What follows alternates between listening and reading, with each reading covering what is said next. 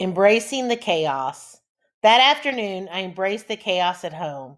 I danced with my dad as he sang The Marriage of Figaro. I played chase with Flotsam and Jetsam.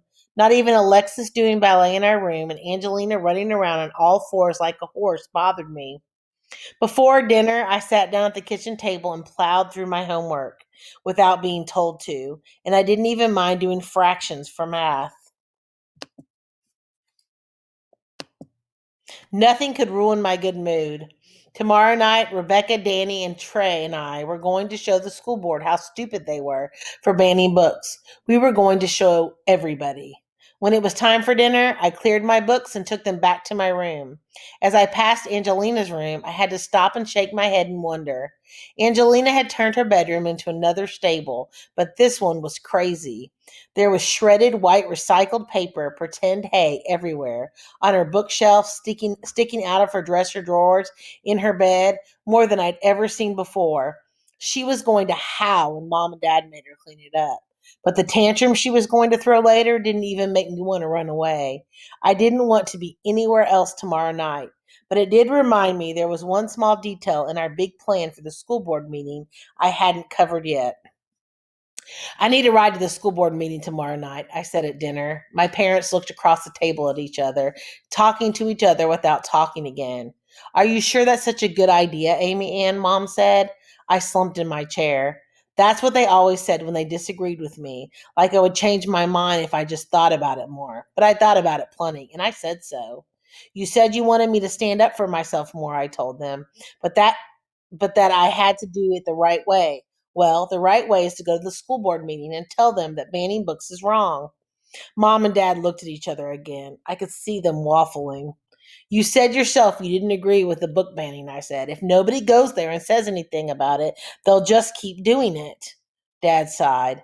Tomorrow night's awfully busy, he said. Alexis has ballet, Angelina has book club. Alexis always has ballet, and Angelina can't even read. They can miss one night. My sisters erupted. I can't miss a single practice, Alexis protested. Miss Dupont says missing just one class. I can too read. I can read Chicka Chicka Boom Boom, Angelina said, and she launched into reciting it to prove her point. Enough, enough, Dad told them. You're both excused. Alexis started to argue again, but Dad assured her we would figure everything out and sent her away. She stomped off to our room to use my bedpost as a ballet beret, and Angelina wandered off singing the Chicka Chicka Boom Boom song. Mom leaned down and rubbed her forehead. I suppose we asked for this, she said. There are going to be television cameras there tomorrow night, Amy Ann, Dad said. Are you sure you want to do this? I knew what he meant.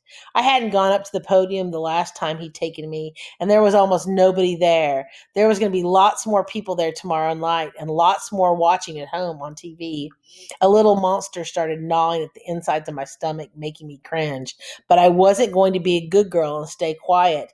Not this time. I nodded. I am sure. All right, Mom said. We'll find a way to get you there. I breathed a big sigh of relief. Everything was set for our big night. I promised Trey I'd call him later, but first, I wanted to add a few more requests for reconsideration forms into the big box of them I kept in my room. But when I got there, the box was gone. Disaster. I panicked, looking under the bed, on my bookshelves, in my backpack, but the box wasn't in any of those places. I remembered very clearly leaving it on the floor beside my bed, and now it wasn't there. I marched up to Alexis, who was holding onto my bedpost and doing ballet exercises. Where are my requests for reconsideration forms? Your what? She asked, still mad about me suggesting she could miss ballet class. The big box of papers that was right here beside my bed before I went to the kitchen to do my homework, I told her. Oh, that, she said. She swung her leg out in a wide circle. I moved it so I'd have room to practice my rond de jumbo. Where did you move it? Mom's office, she said, with all the other boxes of paper. I trompled down the hall to the office, exercise room, guest bedroom, storage room, mad that Alexis had touched my stuff. The box wasn't there, just like she said it would be. The box was there, just like she said it would be, but it was empty. Alexis, I yelled. Alexis, what did you do with my request for reconsideration forms? Alexis came out of our room. I told you I put them in Mom's office. The box is here, but it's empty, I told her. Well, it wasn't when I put it in there. That's when I realized where the empty box was sitting, right beside the shredder. No, I said. No, no, no, no, no.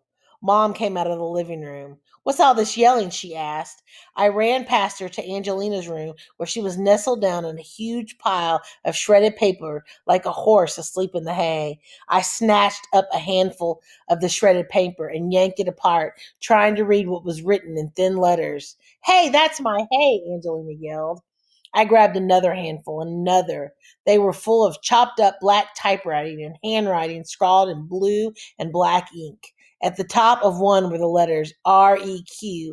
At the bottom of another was the end of my signature, GER. No, no, that's mine, Angelina screamed. That's mine. You can't touch it. It's mine. I threw the shredded paper on the floor and grabbed Angelina by the shirt. This isn't recycled paper. You shredded up my request for reconsideration forms. Angelina wailed like I had hit her, which only made me want to do it more. But before I could do anything else to her, Mom and Dad and Alexis were in the doorway. What's going on here? Dad asked. Everything's ruined, ruined. She shredded up all of our requests for reconsideration forms. That was the whole point of going to the school board meeting tomorrow. Our whole plan, it took us a week to fill out those, and now they're ruined. I kicked the piles of shredded paper, sending them flying in the air like snow. Angelina dropped to the floor and sobbed. I hate you, I screamed at her. I hate all of you. I hate the stupid house and everybody in it. Amy Ann, Mom said. Alexis and the dog shrank back from me as I ran past my parents and down the hall to my room. That was it. I was done. I was leaving. I pulled the little suitcase I used when we went to Granny's house out of my closet and threw it on my bed. I tossed in shirts and skirts and underwear and socks, my favorite stuffed animal, the little statue of Belle I bought at Disney World last year, and the reading medal I won in second grade, what little money I had left over from the BBLL book buying account, and a few of my favorite books, including from the mixed up files of Miss Basil E. Frankwaller. I didn't know where I was going, but I didn't care as long as it was nowhere near my awful house. Amy Ann is packing her suitcase, Alexis yelled from our doorway. She looked frightened. Behind her, the dogs paced nervously as their tails down. Good, I thought. I hope they all miss me when I gone. I zipped up my suitcase and dragged it down the hall. I'm running away, I announced. Alexis sobbed behind me, but Mom and Dad didn't cry or try to stop me. That just made me madder. I stopped down the hall toward the front door, but Angelina came flying out of her room and wrapped herself around one of my legs. No, no, Amy Ann, don't go. I'm sorry I used your paper. I'm sorry. Don't go, she cried. I tried to kick Angelina off, but she was too big, so I dragged her along like I was wearing a ball and chain. Angelina wailed and clinged to me tighter. Dad crossed his arm and leaned against Angelina's doorframe. Don't you think you're overreacting just a bit, Amy Ann? I stopped. I had so much I wanted to say to say to all of them. The good girl, Amy Ann, would have said it in her head, but I was done being the good girl, so I said it out loud. No, I said. No, I'm not overreacting. I'm the one who always has to do things I don't want to do so everyone else will be happy. It's Amy Ann set the table. Amy Ann let your sister use your books as fences. Amy Ann let your sister use your bed. But when I want something, it's Amy Ann. Just be a good girl and let it go. I'm tired of sitting on the sunny side of the car because Alexis is too hot. I'm tired of eating pudding for dessert because Angelina has to have the last cookie. I'm tired of watching My Little Pony instead of Little House on the Prairie. I'm tired of doing my homework in the bathroom because Alexis has turned my room into a ballet studio and you're watching TV in the living room and Angelina is using the kitchen table as a pony stable. And I'm tired of people moving my stuff and shredding my papers to make fake hay and ruining everything. I peeled the crying Angelina off my leg and pushed her to the wall. Why do you think I pretend to be in clubs and stayed after school every day? I threw at my parents because I hate this house and everybody in it. I marched down the hall before Angelina could latch on again, and the dogs slinked out of my way. No one said a word as I slammed the door closed. behind me.